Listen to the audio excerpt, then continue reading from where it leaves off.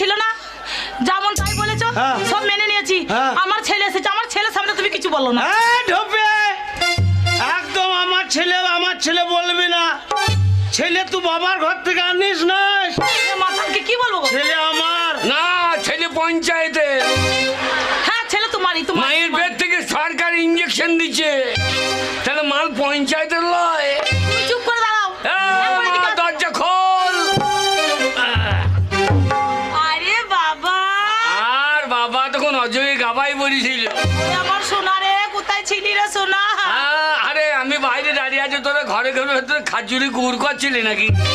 খাজিরে গুড়? হ্যাঁ,